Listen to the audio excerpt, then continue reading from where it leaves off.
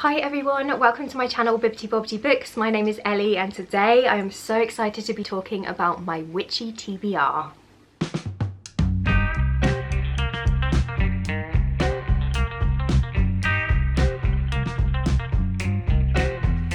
So with Halloween just around the corner, I thought it would be a really fun idea to film a video where I talk about all of the witchy books that I've got my eye on. So I've gone for quite a mixture of books to chat you through today. Some of them have been quite recently released, some of them are a little bit older. I've gone for some adult books, some middle grade, and I've also thrown in a graphic novel for good measure. So I'm hoping there'll be something in here for everyone. I personally think that all of these books sound absolutely fantastic and I can't wait to get my hands on them. I think they're going to be the perfect reads for this Halloween season. So without further ado, I'm just going to jump straight in with the first book. So the first book that I'm really excited to get to is Thistle Fit by Jenna Rose Nethercott. So this is an adult fantasy story that is based on Eastern European folklore and fairy tales, in particular the tale of Baba Yaga. So if you haven't heard of Baba Yaga before, she is a famous legendary witch from kind of Eastern European and Russian folklore, and she lives in the forest and is known for living in this house with chicken legs.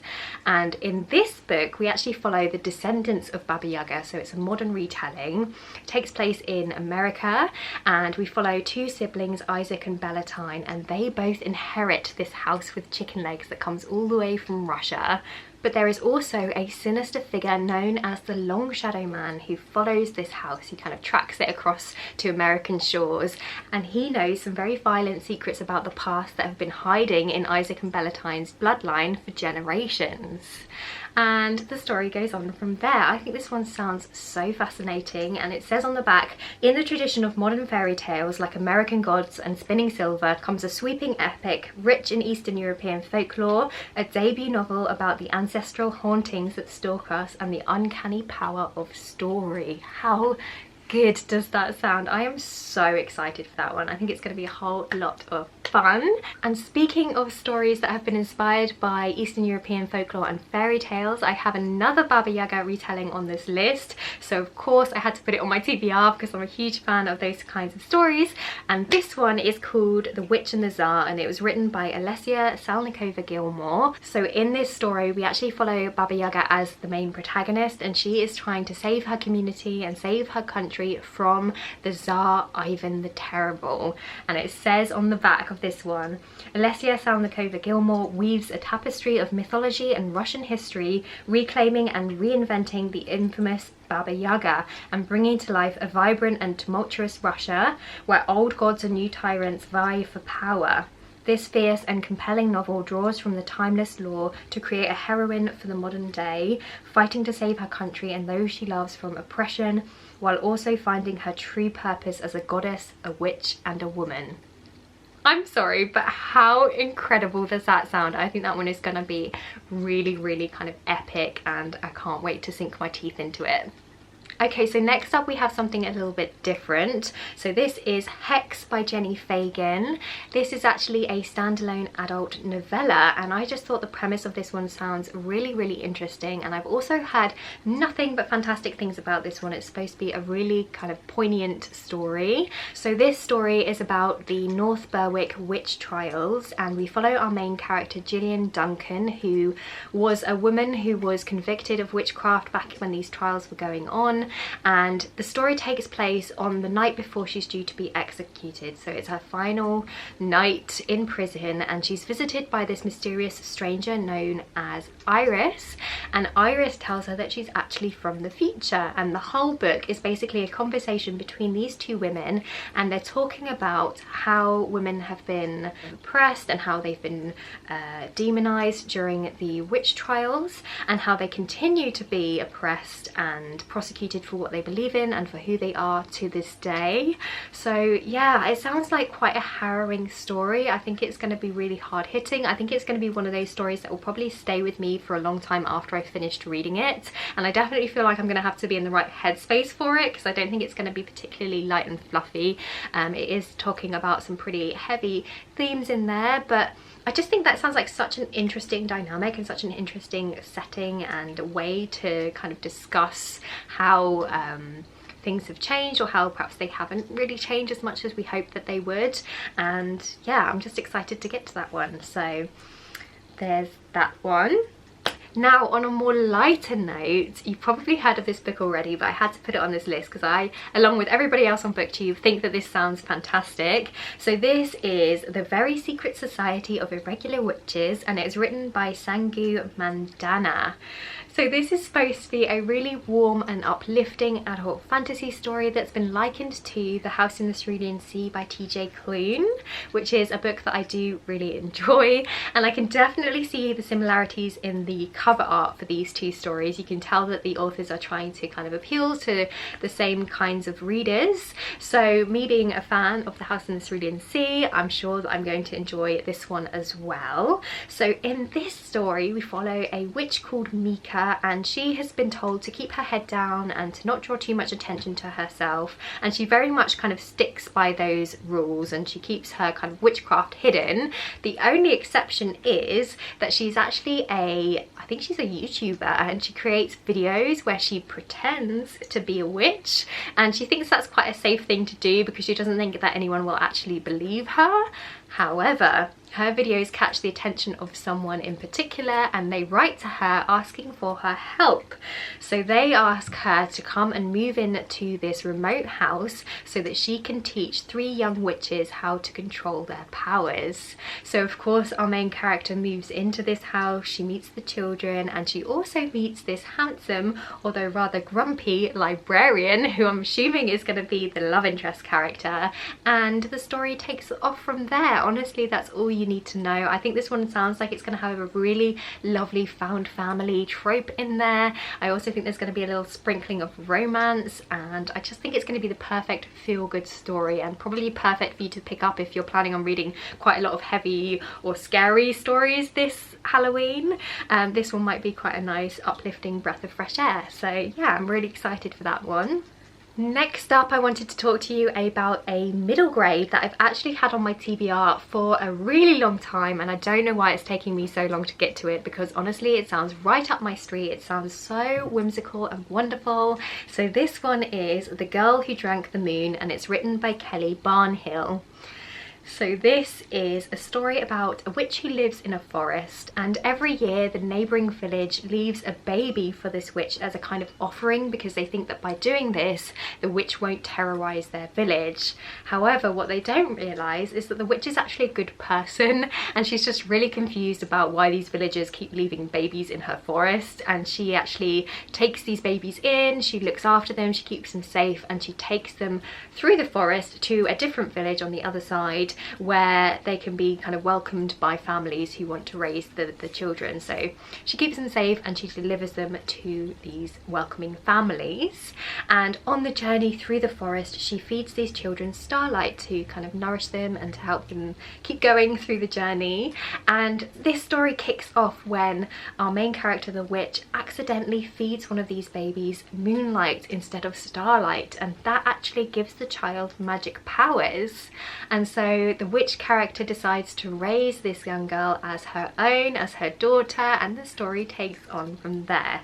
So yeah, I really like the twist on this one, how you have the evil witch who's actually not evil, and I love the fact that we've got a mother-daughter dynamic in this story. I think that's going to be really, really lovely, and I've heard from a lot of people that it's very whimsical in the way that it's writing, and it feels like a fairy tale, which just sounds right up my street. So I can't wait to get my hands on that one. Okay, so moving back to adult literature, the next book that I have on my Witchy TBR is Dreamer's Pool by Juliette Marillier. So I am really excited to get to this one. I do really enjoy Juliette Marillier's writing style. She has a very atmospheric style of writing. Her descriptions are always so gorgeous. You really feel immersed in her fantasy world when you read her books, and I can't wait to get into this series. So this is the first book in the Blackthorn and Grimm series, and all I know about this series is that that takes place in ancient Ireland, and we follow our main character Blackthorn, who is a kind of witch type character. She's a healer that lives in the forest with a man called Grim, who is a former prison mate, and Blackthorn ends up getting approached by the Crown Prince because he wants her help. So basically the Crown Prince is engaged to be married to this woman. He's been writing to this woman for quite a long time and they've built up a really lovely rapport. However, when this woman arrives at the palace, she's actually a lot different to how she is in her letters, and basically the prince wants out. So he asks Blackthorn for her help to basically stop this marriage, I suppose. And it says on the back, to save the prince from his treacherous nuptials, Blackthorn and Grim will need all of their resources, courage, ingenuity, leaps of dedication, and more than a little magic. So yeah, I just think that sounds like it's going to be really lovely, and I can't wait to read some more of Juliette Marillier's work. Okay, so next up we have a standalone fantasy story. This one is called Of Sorrow and Such by Angela Slatter. So I was actually recommended to pick this one up by someone in the comments of one of my videos. I think it was by Rebecca, so thank you so much for the recommendation, because I honestly think this one sounds wonderful. So Rebecca said that this one reminded her of Juliette Marillier, which is why I've included it next on this list, and is why I put it immediately on my TBR, because as I said before, I really enjoyed Juliette Marillier's writing. So yeah, I don't know a huge amount about this one. I'm just trusting her recommendation. But it says on the back, Mistress Gideon is a witch. The locals of Eda's Meadow, if they suspect it of her, say nay a word. Gideon has been good to them, and it's always better to keep on her good side, just in case. When a foolish young shapeshifter goes against the wishes of her pack and gets herself very publicly caught, the authorities find it impossible to deny the existence of the supernatural in their midst any longer. Gideon and her like are captured, bound for torture and a fiery end. Should Gideon give up her sisters in return for a quick death, or can she turn the situation to her advantage? Ooh, I think that one sounds really, really good. And this one also has one of the most stunning covers. The artwork on the front is absolutely gorgeous. So as soon as I saw that, I knew I had to have it in my collection. Okay, so the next book that I have on this TBR is one that's a little bit different, and one that I'm very intrigued by because I think that it sounds like a really interesting premise for a story. So this one is called The Women Could Fly, and it's written by Megan Giddings. So this is actually a social commentary story, and it's also a dystopian. So as far as I'm aware, this book takes place in a world that's quite similar to our own, but there are a few differences. Firstly, witches are real. Secondly, women are required to marry by the time they're 30, otherwise they have to enroll in this registry that allows them to be monitored, essentially taking away their autonomy. So the women are very much oppressed. There's a lot of suspicion around women, particularly women who aren't white or women who aren't straight.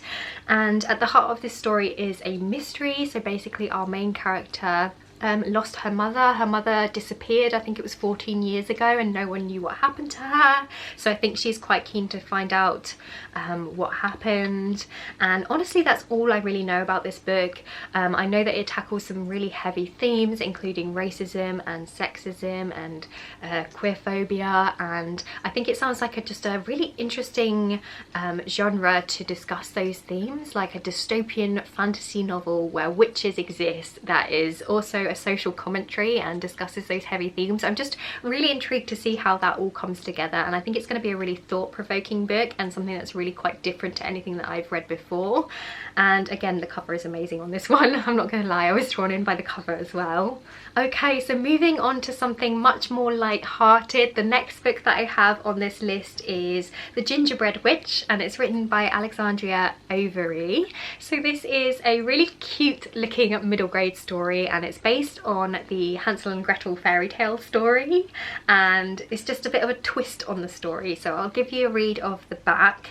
So this says, Maud has grown up in a house made of gingerbread, wanting nothing more than to be a witch like Mother Agatha.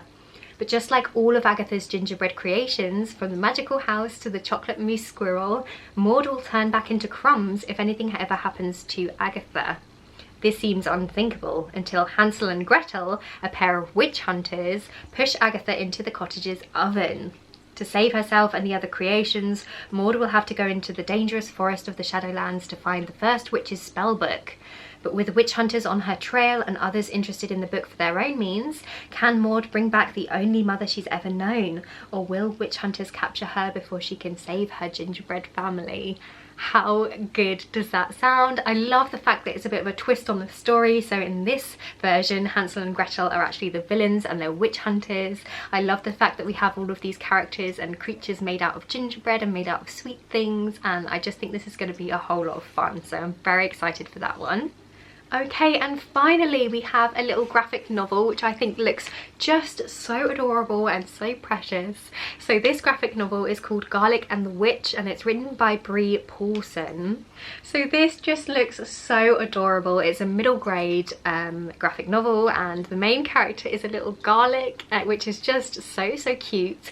And this is actually the second installment in a graphic novel series. So the first one is Garlic and the Vampire, and in that first book we follow our main character Garlic, who feels like she's always doing something wrong, and then one day this vampire moves into the castle and the village of vegetable folk think that Garlic is going to be the best person to go and confront him. And then the second book follows our main character Garlic, who is on the hunt for this magic ingredient for a witch's potion. So yeah, I just think these look so adorable. They're the perfect fall reads. The aesthetic is just so on point and so cute and adorable, and I'm so excited to read them. Okay, so that brings me to the end of this witchy video. I really hope that you've enjoyed it and I hope that you've managed to find some witchy recommendations. Please let me know if you've read any of these books before or which books you think that I should prioritise, because there are so many books that I want to read and I always struggle to know what to start with. So I'd really value your opinion, so let me know in the comments. And yeah, like this video if you liked it, subscribe if you want to see more from me, and I guess I'll see you next time with another video. Bye!